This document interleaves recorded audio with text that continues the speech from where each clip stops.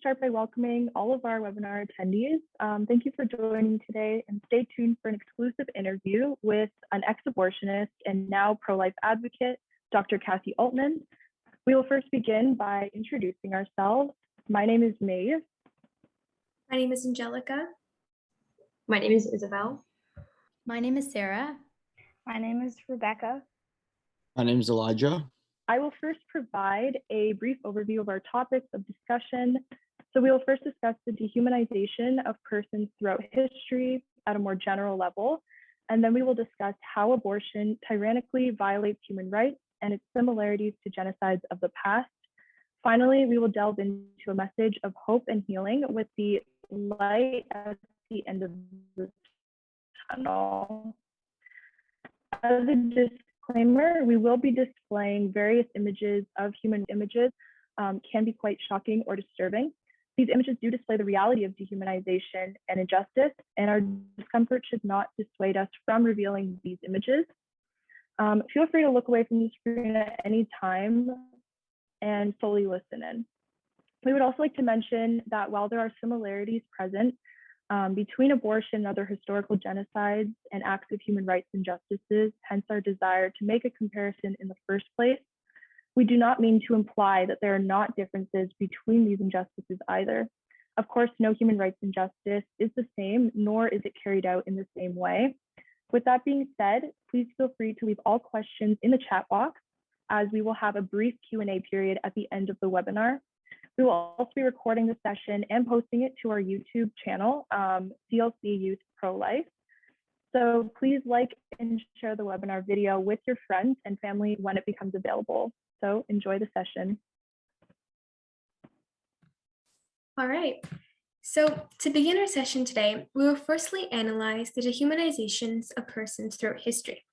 Upon first glance, the 21st century may seem only distantly related to the events which chronicled world history. Unbeknown to many of the modern era, however, there is a common string which ties the present day to people and events years ago on a global scale. That is, quite unfortunately, the perpetuation of atrocious genocides with unfathomable deliberation. A student of history will note that in each century there has been mass murderings of peoples and of groups. And on the surface, these atrocities occur for various reasons, be it cultural or even political. But how these massacres are carried out remains the same in each instance. Genocides are effectively perpetrated by the process of dehumanization. According to the authorities of the English language, namely the Merriam-Webster Dictionary, dehumanization means to deprive someone or something of human qualities, personality, or dignity. For instance, to subject someone to inhumane or degrading conditions or treatment, to address or portray someone in a way that obscures or demeans that person's humanity or individuality, and lastly, to remove or reduce human involvement or interaction in a process. The mass genocides that have taken place in recent years began with dehumanization rhetoric on the part of authorities and leaders, and then became a commonplace speech for everyday citizens like you and I. In the Holocaust, which killed around 6 million Jews, for instance, Hitler and his Nazis described Jews as Untermenschen, meaning subhuman, and even Ungeziefer, meaning vermin. This rhetoric trickled down to the common people, and soon even the Hitler Youth, meant for youth of 14 to 18 years, began using it. With Jews widely recognized as nothing but vermin and below the standards of humans, it was easy to carry out outrageous acts of violence against them, such as throwing them into gas chambers and concentration camps. After all, according to Nazi Party philosophy, Jews weren't human. The dehumanization narrative made it very easy to exclude Jews from the ideal society. Hitler put forward the idea of the perfect German, who was part of the master race, or Aryan race. Those of the Aryan race were in theory perfect Germans with pure German blood and Nordic features, blue eyes, blonde hair, tall, and skinny. Aryans, as racially superior, struggled against an inferior race, the Jews. Thus, in accordance with the Nuremberg laws passed in 1935, Jews were excluded from high-profile jobs, from finding work, from taking part in society, such as attending theaters or pools, and even barred from owning property or running a business. The ways that Hitler dehumanized the Jews to commit the genocide of the Holocaust parallels the American slave trade of the 16th and 19th centuries. The Three-Fifths Compromise, suggested by James Wilson, was meant to give more electoral power to the southern states, by legislating that every enslaved African was to be counted as only 3/5 of a person. In this dehumanizing spirit, since Africans were just fractions of human beings with their worth being reduced to nothing but numbers, slave owners could treat them however they wished, no matter how poorly. For 400 years, over 15 million slaves were denied basic human rights. The idea of dehumanization is contrary to the idea of personhood and humanity. Thus, it has a detrimental effect on building a successful and sustainable society, as we have seen in Nazi Germany and through the slave trade in America. World-renowned Greek philosopher Aristotle, upon whose philosophies the West is structured and built upon, stated that each man's life has a purpose, and that the function of one's life is to attain that purpose. For Aristotle, to achieve earthly happiness, one must try to attain his purpose through developing virtues and a good moral character. According to Aristotle, humans are intrinsically good, having a natural desire and capacity to know and understand the truth, to pursue moral excellence, and to instantiate their ideals in the world through action. Even though Aristotle believed in the inherent goodness of human nature, a quick glance at the history book lying aloof in the bookshelf will remind us all of all the injustices and genocides that have taken place on a grand scale by means of human deeds and actions. Thus, it must be again acknowledged that humans have also the inherently unfortunate potential to engage in evil and harmful acts. Just as there is a magnanimous potential for goodness, there's also the mean-spirited potential for evil. These two opposing and juxtaposing sides fight each other within the human person. When the good triumphs over the evil through an acquisition of virtue, character, and through the contemplation of the divine, humans press down upon their more malicious and more selfish desires or tendencies. With this being said, governments and social organizations should have the idea of human worth as a central pillar in governing philosophies and ideologies, as a preventative response against the potential overabundance of evil nestled within the human person, which would prove a detriment to fellow citizens and society at large, as seen through the examples of genocides and human rights injustices. This outlook is seconded by Enlightenment French philosopher Jean-Jacques Rousseau, who agreed with Aristotle in that human nature is inherently and essentially good. However, Rousseau took it a step further and insisted upon the fundamental freedom of human beings based on a natural and universal law. Rousseau was an influential political theorist of his time who was a pioneering figure in the US Constitution and the 1776 Declaration of Independence, which stipulates that freedom and human rights are owed to every person, which was shockingly against the political status quo of his own time. This ideology has grown to encompass all of the democracies in the Western world, known also as the social contract, a treaty between the government and the people, whereby the citizens consent to be ruled by a governing power. The idea of human rights, worth, and dignity, premised upon the inner conflict of human nature, is central to the dogma of Western democracy and governmental theory that sustain our life today. If humans are then naturally oriented for the good, having been created in accordance to the will of an omnipotent and omniscient being, with the potential to accomplish so much righteousness as per proponent Aristotle, then it must necessarily follow that dehumanization as an ideology oriented to denying humans their dignity, goodness, and individuality is destructive to the very essence of humanity and what it means to be human, proving detrimental to both government and society. Especially in today's day and age, the ideas of human dignity should be of paramount importance to us, given that social justices on a broad scale have taken a hold in popular culture. To authentically realize each human's rights and tackle subsequent injustices, as philosophies and philosophers concede, we must fully and undeniably recognize the intrinsic dignity and sanctity of human life. With this understanding, each human life has the potential to accomplish so much good, and thus humans must be given the rights and dignity they are owed to build a just, good, and righteous society. The dehumanization efforts of any society should be rooted out and recognized as harmful, intolerable ideologies for successful peoples and cultures. We will now explore the relationship between human nature and injustice. The central question when we analyze human rights injustices is how can human beings possibly dehumanize and kill other human beings? Most of us believe that we are incapable of compliance with genocide or injustice, but as history reveals itself, we see a pattern of submission to corrupt government regimes and individuals becoming bystanders to injustice. Are we destined to commit acts of evil, or is it against our natures to kill and oppress? This question can only be answered theoretically. A Holocaust survivor named Samuel Azar wrote an article for the New York Times entitled Out of Auschwitz, wherein he offers a possible explanation as to why human beings willingly kill each other. Azar states that the fury of the Haitian earthquake, which has taken more than 200,000 lives, teaches us how cruel nature can be to man. The Holocaust, which destroyed a people, teaches us that nature, even in its cruelest moments, is benign in comparison with man when he loses his moral compass and his reason. Human nature as an idea can be thought to be grounded in morality and reason. A plausible theory for genocidal and oppressive behavior, as Azar proposes, is an abandonment of what makes us human, our rationality and our conscience. Contrarily, in political philosopher Thomas Hobbes' Leviathan, the state of human nature is defined as a war of all against all, wherein human beings are in a constant attempt to destroy each other in an incessant pursuit for power. The desire for power often supersedes the lives of other human beings. The ends are thought to justify the means. Hobbes' understanding of human nature directly contradicts that of Aristotle and Rousseau, suggesting that human nature is inherently bad. When power becomes one's objective, human beings are diminished to solely material pawns that can be manipulated and discarded, which can lead to great atrocities in the pursuit of one's ends. Viewing human life as disposable or inconvenient is the likely precedent for injustice. Beyond the study of theoretical hypotheses of human nature, neuroscientist and author of the novel Why We Snap, R. Douglas Field, suggests that human beings are actually genetically predisposed to murder other human beings, making human beings the deadliest mammal on the planet. Of course, this is solely a theory and suggests a degree of biological determinism, and therefore may not be compatible with the concept of free will. In sharing this theory, I am not necessarily expressing agreement, however, it is an interesting theory at best. An excerpt from the Field book, Why We Snap, reads, "Carnivores kill for food.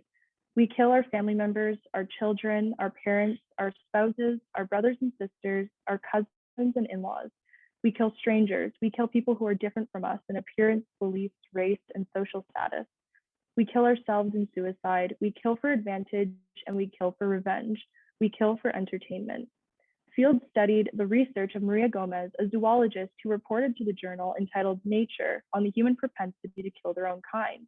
The research indicates that genetically, the two characteristics of the human species that are largely correlated with the propensity to kill are fierce territoriality and living in social groups. Fields writes that severe violence is frequent in chiefdoms because of territorial disputes, population and resource pressures, and competition for political reasons. However, societies run by the state show decreased levels of interhuman violence due to the suppression of the human instinct to act violently.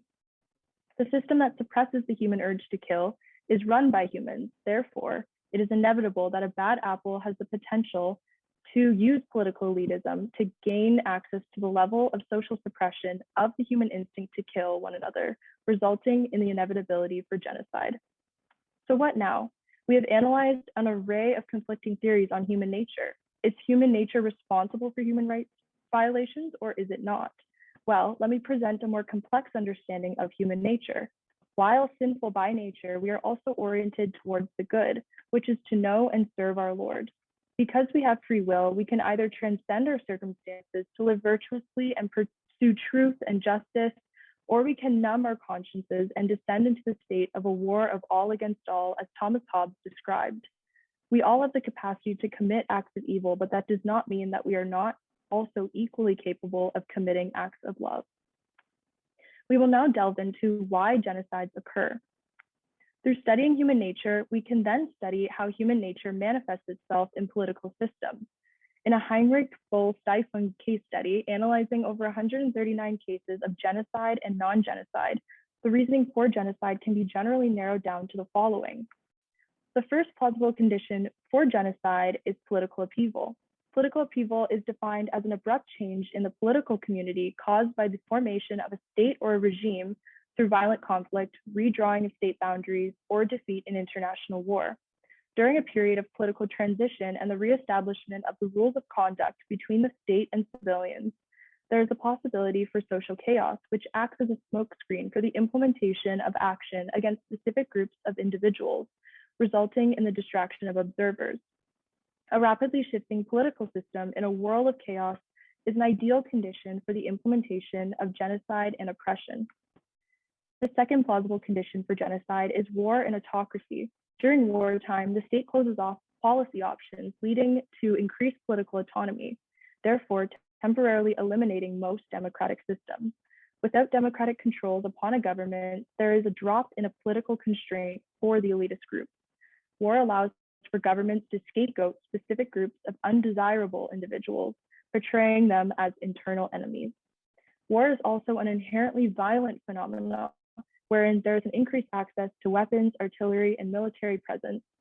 During wartime, citizens are also increasingly in a state of fear and panic, such that genocidal operations can go vastly unnoticed amidst the militarized commotion and increased armament. There is a power imbalance between the militarized groups, the government, and common citizens that are left to subjugate to the authority that possesses power and promises security. The third plausible condition for genocide is exclusionary ideology. Exclusionary ideology is a belief system adopted by political elites that establishes an overarching principle to justify the elimination or the persecution of a select group of individuals on the basis of their identities. Exclusionary ideologies significantly affect the probability of a genocide occurring, as a political structure such as authoritarianism are not enough by their own merit to carry out a genocide.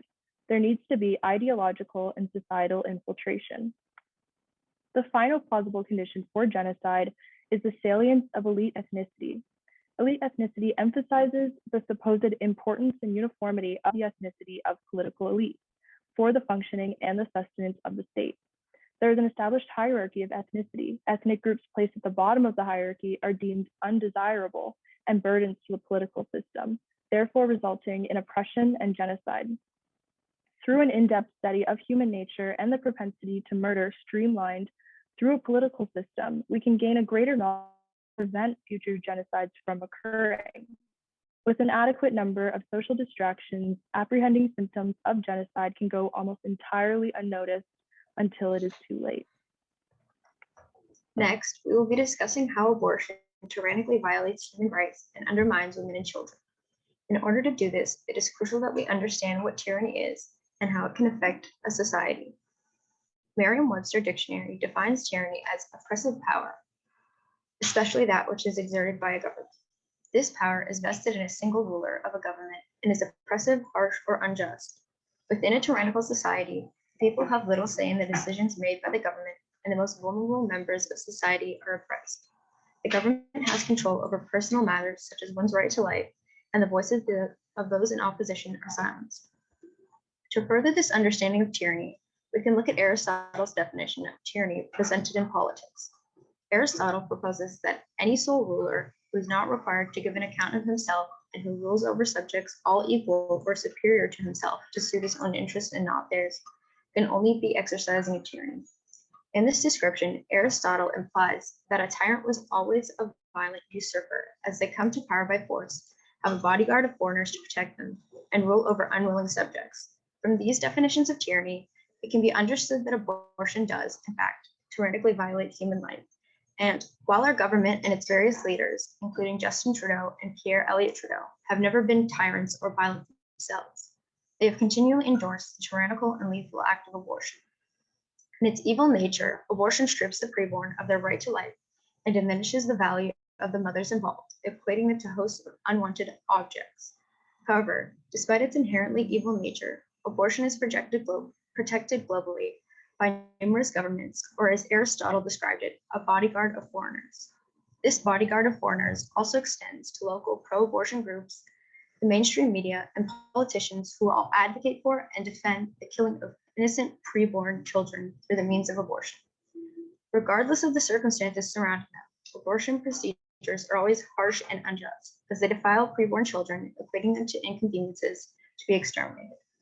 In addition, laws surrounding abortion are established by a select group of leaders and do not consider the rights of the preborn children or the health of the mothers involved. Also, these individuals who promote abortion do so selfishly and for their own personal gain, whether that be simply for the purpose of being accepted by the general public or something more complex. Furthermore, it is this cruel and selfish oppression which leads to the genocide of innocent human beings. Now, we will be discussing the development of genocides and how abortion is a form of genocide. We will examine a proposition regarding the development of genocides, which was developed by Gregory H. Stanton, a research professor in genocide studies and prevention at George Mason University and the president of Genocide Watch. To begin, Stanton proposes that there are 10 stages in which a genocide develops. These stages include classification, symbolization, discrimination, dehumanization, organization, polarization, preparation, persecution, extermination, and denial. Stanton advises that these stages do not necessarily develop in a linear way, but they may coexist. Today, we will be reviewing those stages which are most pertinent to the abortion issue as a form of genocide, as well as its effects. To begin, the first stage in the development of a genocide is the classification of certain groups by those in power. This segregation is characterized by factors such as a person's ethnicity, race, religion, or nationality. This segregation is characterized by factors. In this situation, the population is divided as the us versus them mentality is adopted by members of society on both sides of the oppression. Furthermore, this classification of human beings can be observed through abortion, as children, who are portrayed as inconveniences, are categorized as less than human. They are discriminated against and brutally murdered because of their age, their appearance, their location, and quite often because of the circumstances in which they were conceived. While all of these characteristics do distinguish preborn babies from adults, they by no means disqualify them as persons who are deserving of the right to life. The next stage in the development of a genocide is discrimination. In this stage, the group in power uses political influence as well as the implementation of laws to deny the rights of the oppressed individuals. This discrimination can be observed through the atrocity of abortion, as the preborn are denied one of the most basic rights, the right to life, that is. These individuals are denied protection by the law and government, and conversely, are targeted by them. In Canada, no laws exist to protect the preborn before they're born. However, laws do exist for which providing pregnant women with counseling and support is viewed as a harmful act. In addition, dehumanization is another stage in which genocides develop. This stage involves the value of the victims being diminished, and subsequently, this dehumanization is spread through the use of propaganda. For instance, victims are often portrayed as animals, insects, or diseases. Such cruel treatment is evident in the abortion debate, as preborn humans have often been compared to parasites, which are somehow harmful and invasive, when in reality, preborn babies belong in the uterus, as this is the sole purpose of the uterus as an organ. Organization is another stage in the development of genocides. In this stage, a state or its army designs genocidal killing plans. In the case of abortion, this can be observed in the creation, promotion, and funding of abortion clinics, as well as the deliberate education of doctors on how to perform abortions. This genocidal killing plan is constantly evolving with the invention of new abortion methods and is promoted within society as necessary health care. The next stage of development is polarization. In this stage, the use of propaganda divides the opposing groups even further, and the moderate members of society the groups in power are silenced, often being killed. Presently, many pro-life politicians are silenced due to the beliefs they hold surrounding the sanctity of life. These individuals are often removed from their political parties or feel pressured into remaining silent on the pressing issue. In addition, the notion that the pro-life movement consists of selfish, cruel, and ignorant people who hate women is widely spread, although this is rarely the case. Additionally, extermination is a stage in the development of genocides. In this stage, the killing of the oppressed group begins, and those who carry out the massacre view it as extermination. They have completely denied the humanity of the victims and consequently treat them as objects. Regarding abortion, the preborn are treated as the property of the women involved and are killed senselessly. They are defiled and treated as objects that need to be removed from their mothers, rather than the growing and developing human beings that they are. The final stage that we will be discussing is denial.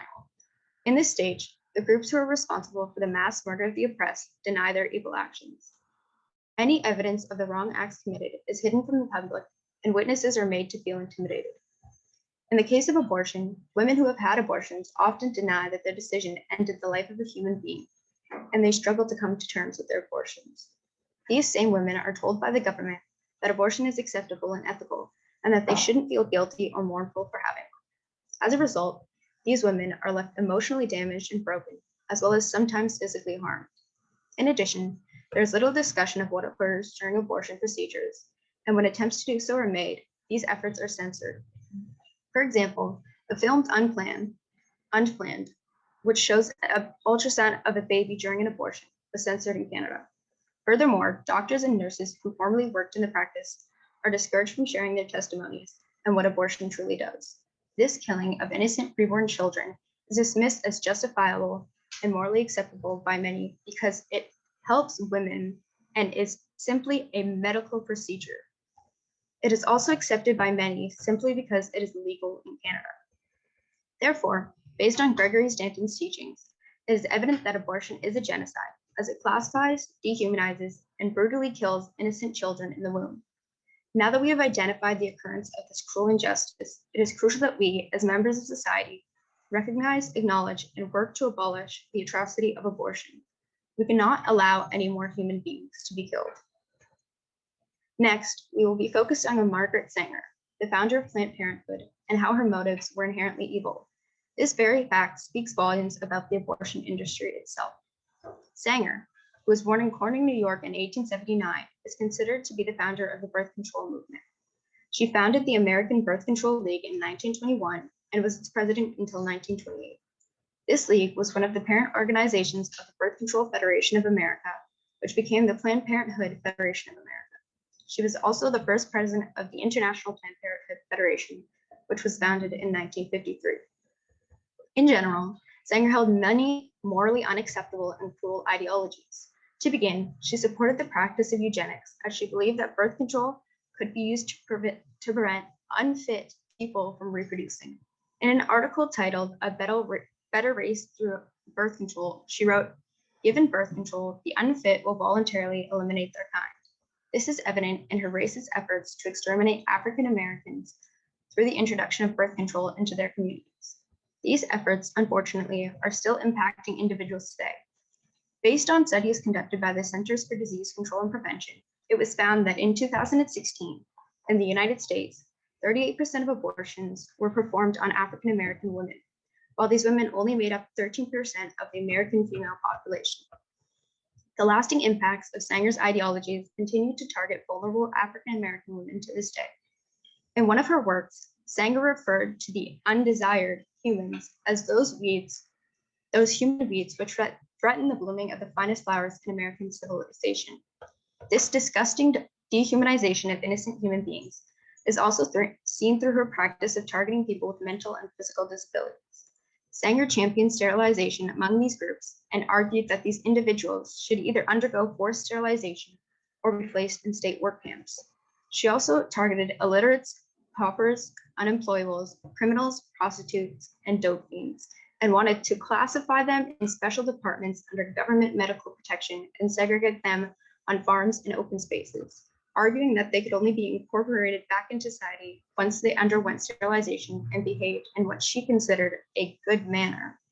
Sanger herself estimated that 15 to 20 million Americans would be affected by this use of eugenics. She also used religious influence to conceal the severity of her eugenic actions. In a letter to Clarence Gamble on December 10, 1939, she states, "The most successful educational approach to the Negro is through a religious appeal. We don't want the word to get out that we want to exterminate the Negro population, and the minister is the man who can straighten that idea if it ever occurs to any of their more rebellious members." In addition, she spoke to a chapter of the Ku Klux Klan. Overall, the abortion industry and Planned Parenthood have racist and evil roots, as they have Margaret Sanger as their founder. We will now be discussing how women and men are led to believe that abortion is safe and moral. Before examining how abortion, as a human rights injustice, parallels past evils, it is important to investigate why abortion has become commonplace in society and why women believe that abortion is a safe and moral act. The principal answer to this question lies in the Canadian government and Canadian legislation. A correlation is often made between legality and morality. There is a common belief in society that when an act is legal, it must also be morally acceptable. Abortion is a prime example of this ideology. Since abortion is legal in Canada, many are led to believe that it must also be a morally acceptable act. In the R.V. Morgentaler case of 1988, the Supreme Court of Canada decided to strike down the 1969 abortion law on the basis that it was unconstitutional. As a result, no law exists in Canada protecting the unborn. Abortion is permitted throughout all 9 months of pregnancy for any reason up to the moment of birth. Interestingly, Henry Morgentaler, the family physician who was instrumental in eradicating abortion laws in Canada, was a Holocaust survivor himself who was placed in Auschwitz concentration camp for 5 years of his life. Canadian legislation does not recognize the unborn child as a human being. As a result, innocent preborn children are denied the right to life. Section 223 of the Criminal Code of Canada defines a human being as a child that has completely proceeded from the body of its mother.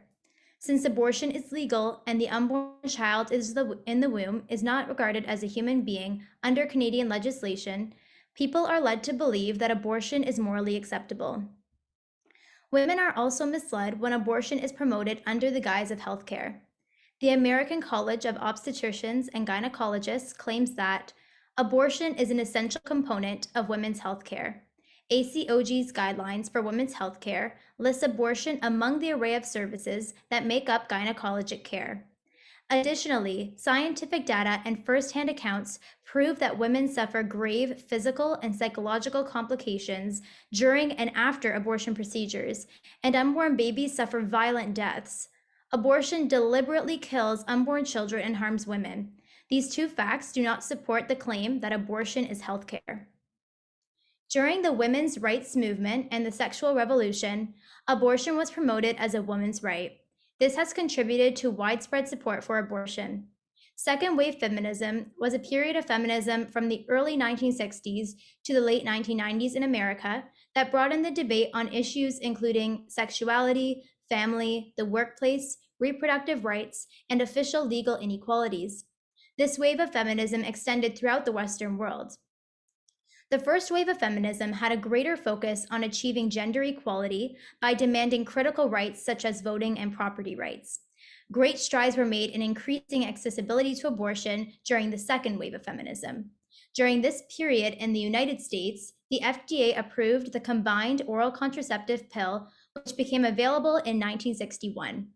The Roe v. Wade ruling of 1973 also took place in the US Supreme Court at this time, which ruled that a pregnant woman's liberty to choose abortion is protected under the Constitution. In 1970, the US federal grant program, Title X, was established. This program enables low-income patients to receive family planning and reproductive health services. Among its funded services is contraception. Major developments were also made in Canada to increase access to abortion and birth control. When the second wave of feminism began, the distribution of information regarding birth control and abortion was illegal, but radical feminist activists disobeyed this law. In 1968, students from McGill University created the Birth Control Handbook, and 2 years later, the abortion caravan, formed by members of the Vancouver Women's Caucus, traveled from Vancouver to Parliament Hill. This protest culminated in 1969 when birth control and abortion were decriminalized, and in 1988 when the abortion law was struck down by the Supreme Court of Canada. Does abortion really empower women? Planned Parenthood, America's largest abortion provider, preys upon frightened and vulnerable women by promoting and encouraging abortion as a safe and easy procedure, when in fact it is unsafe and harmful. Abortion does not empower women. In fact, at most abortion clinics, women are only offered abortion. They are not offered any other options or support. Therefore, access to abortion does not promote a woman's right to choose. Lila Rose says, "Freedom is a gift from God, but in civil society, we don't have the choice to kill someone. A woman does not have a right to kill a person inside or outside her body. That's not a right." We will now discuss how abortion as a human rights injustice parallels past evils. When pro-lifers illustrate the parallels between abortion and other human rights injustices throughout history, many people vehemently object to this comparison. However, the comparison between abortion and other human rights injustices resonates with many people, as it emphasizes the gravity of abortion. The greatest assaults in history, including abortion, are the direct result of the dehumanization of the human person, as was previously discussed.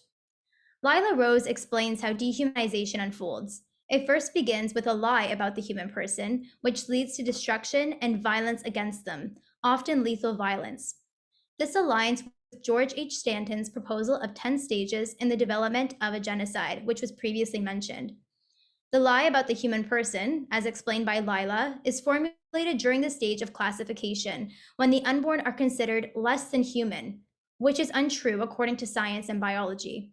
This stage of classification, in which lies are devised about the unborn, brings about the stage of dehumanization, in which these lies are spread and upheld through the use of propaganda and widespread support. This eventually results in the stage of extermination. During the Holocaust, Jews were seen as an inferior race and even considered subhuman. Dehumanization resulted in their horrific extermination. During the time of African American slavery, African Americans were also considered an inferior race, undeserving of the rights and freedoms that others enjoyed, causing their inhumane exploitation. The third plausible condition for genocide, exclusionary ideology, which was previously mentioned, is an evident cause of abortion. Throughout the world, many politicians and world leaders have adopted a pro-choice belief system to justify the genocide of abortion. In Canada, the Trudeau government is unapologetically pro-choice, going so far as to fund hundreds of millions of dollars of abortions overseas. The overarching principle propagated by the government to justify the carrying out of abortion can be narrowed down to the concept of women's rights and reproductive health care. This message is propagated such that anyone who may oppose abortion is characterized as an individual who supposedly infringes on the bodily autonomy of others and forces women to be pregnant against their will. Of course, this is a dramatization to convince pro-lifers to remain docile and silent. This uses the overarching principle as a weapon, such that anyone who strays from the principle is reprimanded. Furthermore, those who hold pro-life beliefs are restricted from obtaining certain governmental positions, such as being a vocal politician in the Liberal and New Democratic political parties. And anti-abortion organizations in Canada are denied summer job funding. The pro-abortion beliefs adopted by the Canadian government have resulted in widespread support for abortion in Canada and discrimination against those who hold pro-life beliefs and wish to defend the unborn. The fourth plausible condition for genocide, as previously mentioned, is the salience of elite ethnicity. This condition for genocide tragically has contributed to abortion. As previously stated, Margaret Sanger, the founder of Planned Parenthood, supported the practice of eugenics to eliminate certain unfit populations. At the origin of the abortion industry and organizations like Planned Parenthood is the exclusionary ideology that certain populations are more deserving of life than others, and that minority populations are a burden to society. This is evident in Sanger's attempt to eliminate certain populations by introducing birth control into these communities, among which are African American communities. Margaret Sanger's corrupt belief system is still evident throughout the world, including in Canada. The film Obsessed, Canada's Coercive Diplomacy, emphasizes how Canada is championing the infiltration of the abortion industry into vulnerable African communities. On International Women's Day in 2017, Justin Trudeau committed $650 million of Canada's annual foreign aid towards sexual and reproductive rights, including access to abortion, contraception, and sexual education. In the Canadian government's efforts to further sexual and reproductive rights abroad, in countries like Africa, birth control, abortion, and sex education are being funded and forced upon vulnerable women, even though an overwhelming majority of African nations believe that abortion is not morally acceptable. Rather than committing this funding towards helping impoverished African families survive with access to food, water, shelter, and an education founded on proper morals and values, African women are receiving financial support to access abortion and birth control on demand in the act of so-called family planning, which is in fact promoting the culture of death, by indoctrinating these African communities on the importance of abortion and contraception. The unborn that are put at the bottom of the hierarchy of elite ethnicity are deemed undesirable and burdens to the political system, resulting in their cruel and unjust elimination through abortion. And tragically, Margaret Sanger's evil aspirations are upheld. She said, given birth control, the unfit will voluntarily eliminate their kind. The act of dehumanization was responsible for the genocide through the Holocaust, as well as the genocide through abortion. Because the Jewish people weren't recognized as valuable human beings, Their torture was unjustly tolerated during the Holocaust. Likewise, since the unborn child is not recognized as a human being, their violent disposal is unjustly permitted through abortion. The dehumanization of unborn children has led to their horrific destruction through the act of abortion. According to the Anne Frank House, Hitler stated that he was not supportive of uncontrolled emotional outbursts of anti-Jewish violence. Rather, he believed in an anti-Semitic mindset that would have to be legal and result in the elimination of the Jews.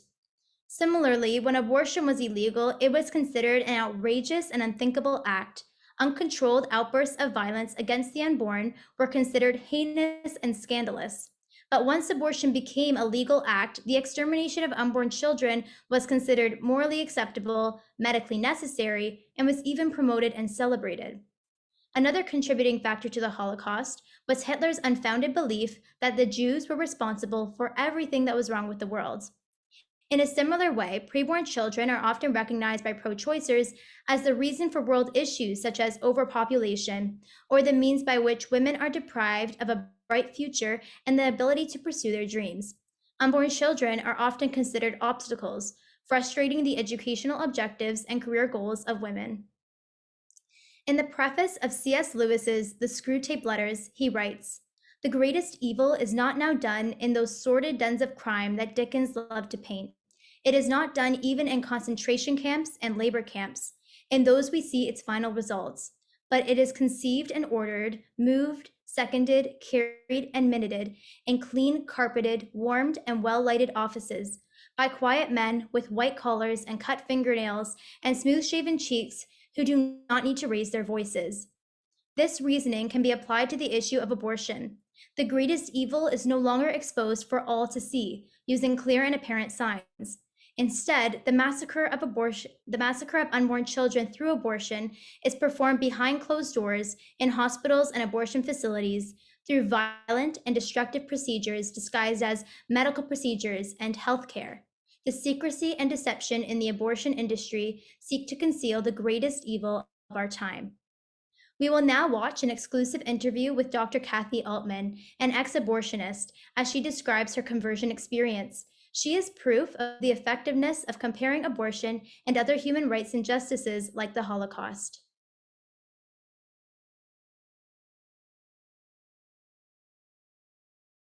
Hello, Dr. Aultman. It is such an honor to have you join us. You have such a powerful story of redemption and forgiveness. As an OBGYN doctor who used to commit abortions, would you be able to share the defining moment at which you realized that committing abortions was wrong? Well, mine's more of a prolonged story. I mean, there was a final moment, but it took out a long time to get me there. And the first thing that happened was that I just couldn't continue to personally commit abortions just because the baby wasn't wanted.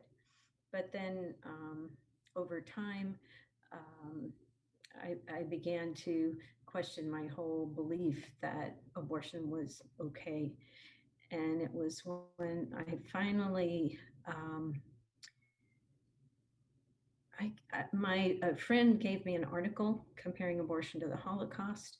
And when I read it, I thought, oh my gosh, I'm no better than they were. And what brought it home was my dad was with the group that liberated the first concentration camp. And so I'd grown up with all those stories. And I never actually could never understand how the German doctors could do what they did with the experimentation and everything they did. And after reading that article, I realized they could the same way I could do what I was doing. And that was because we had dehumanized our victims. And if you don't believe somebody's human, then you can do anything you want with them. And you compartmentalize, and you can be a loving father, mother to your children and a wonderful friend, and then do these horrible things because you just don't believe they're human. You don't think it's wrong. Yeah, absolutely. Absolutely. I'm sure that coming to terms with the gravity of abortion was an incredibly emotional process. Taking that initial step of honesty, wherein you were able to confess to your wrongdoings, is integral to the healing process. And I could imagine that there would be, an internal battle of guilt during this process of confession.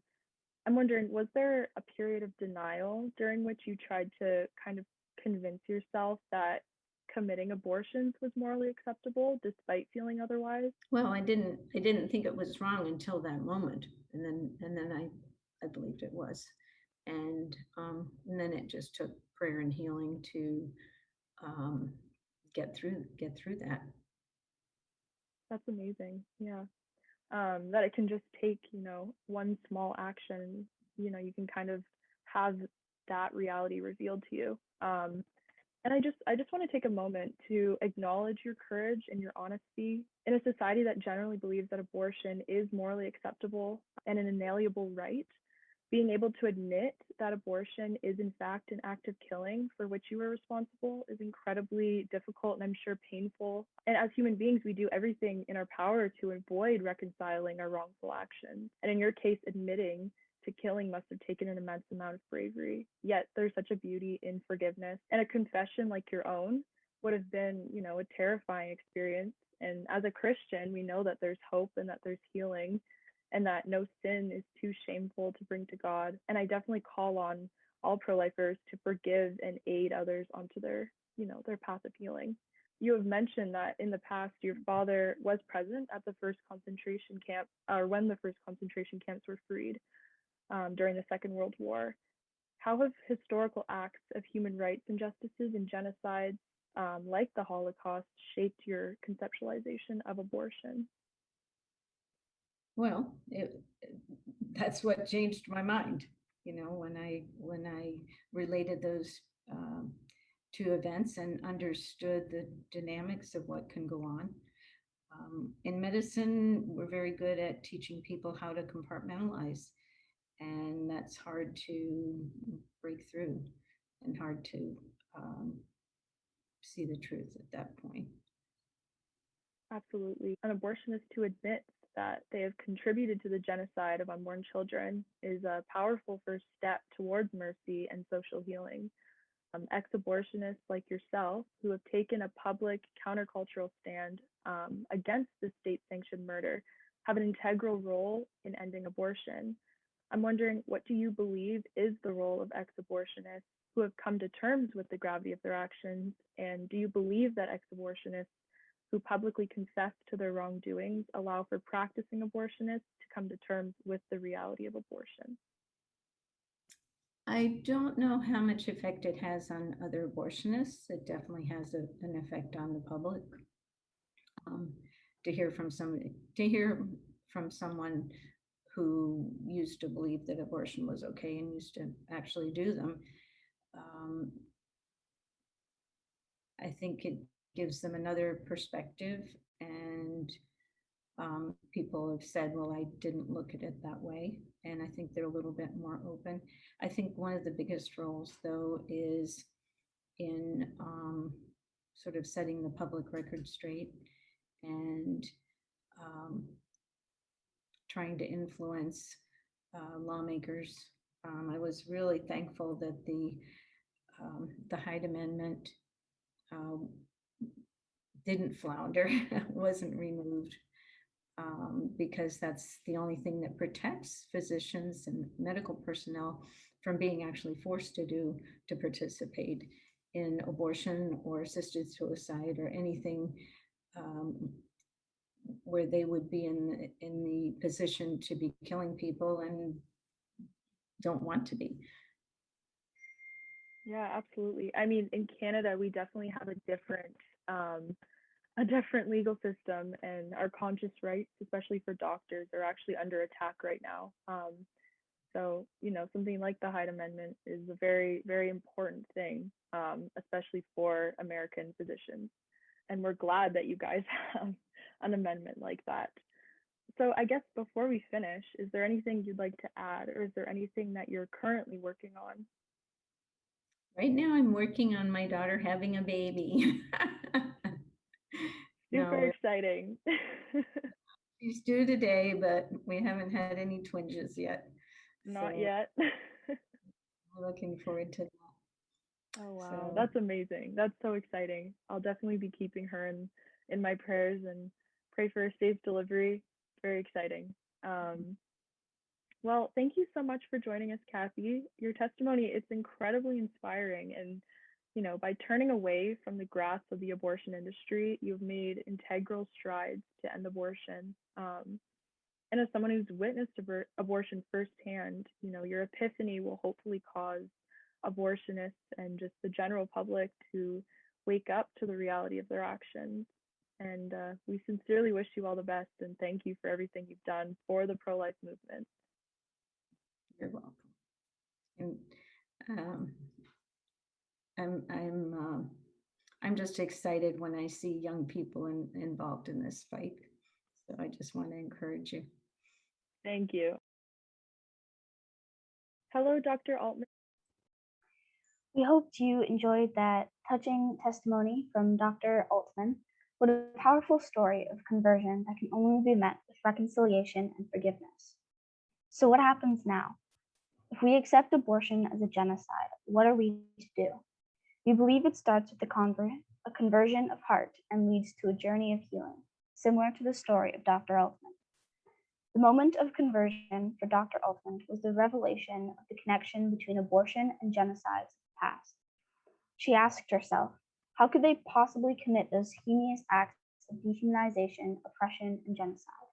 The answer was simple. They were able to do the horrible things they did to other human beings in the same way that she was able to dismember human beings in the womb.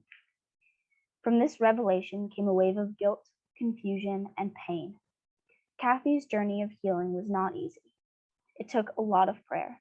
The beautiful thing about her story was that despite her horrific sin, there was healing and there was forgiveness. The same journey of healing is integral for not only other abortionists, but for individuals who are post-abortive. We must be reminded to not judge those who were complacent with abortion or who have committed abortions or who have been complacent with abortion. There is light at the end of this dark tunnel. There is hope and there is healing.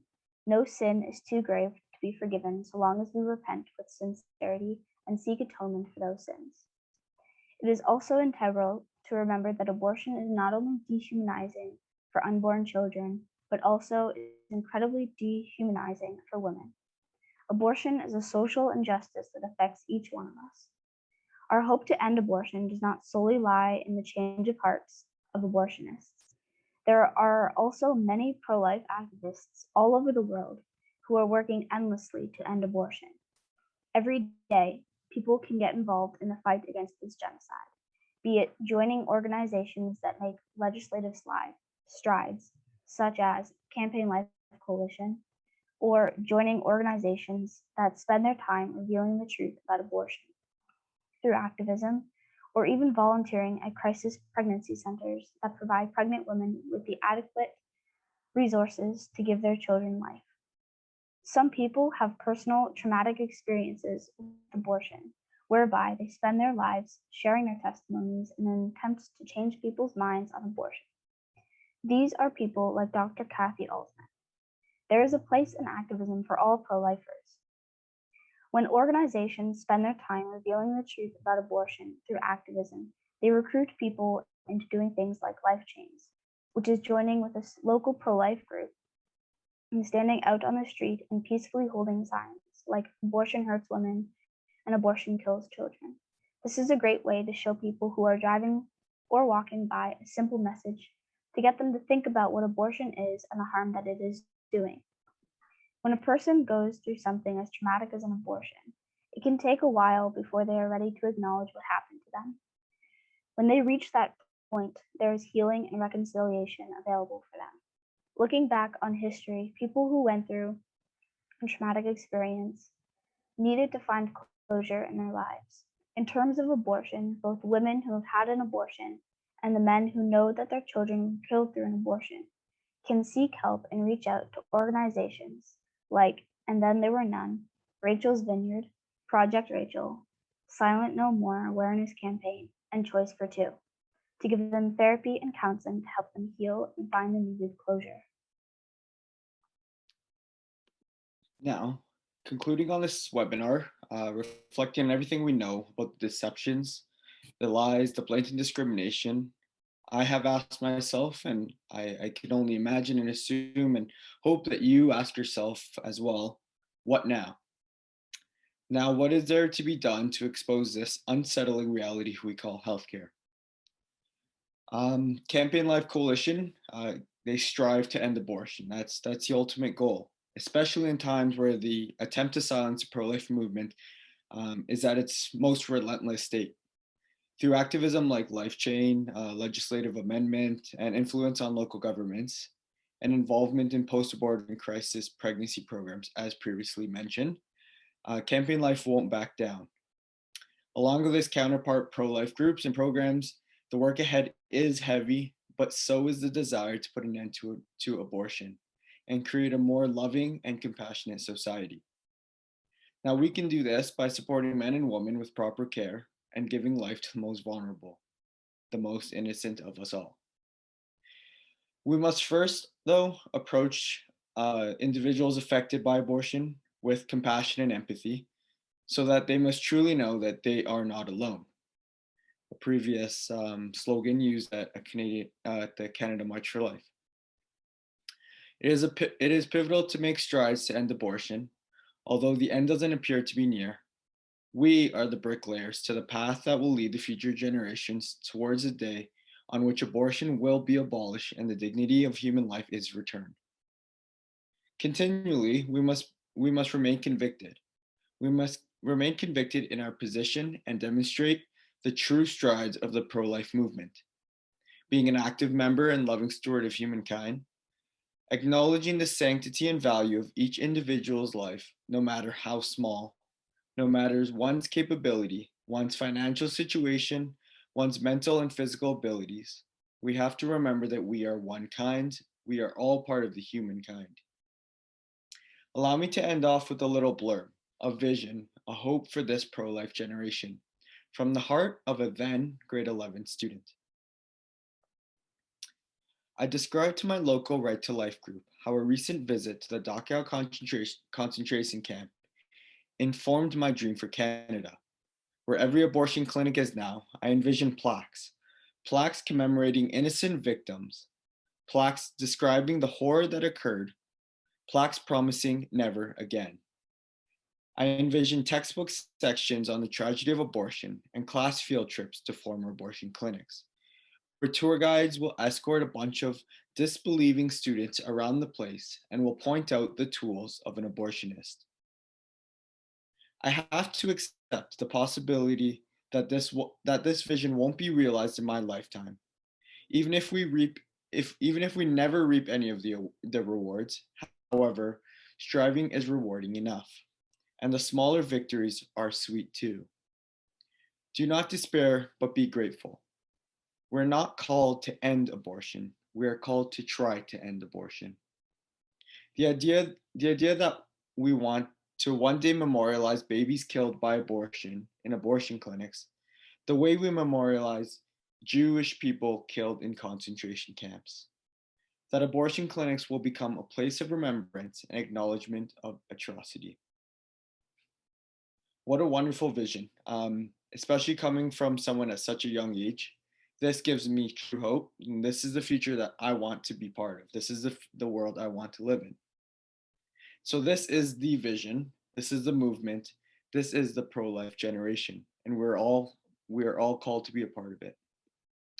Now, will you be complacent in the greatest human rights and justice of all time, or will you take a stand and advocate for those who cannot advocate for themselves? This concludes our webinar. Thank you to all of our attendees for joining us. We hope that through an education on genocide, more people will wake up to the detrimental reality of abortion.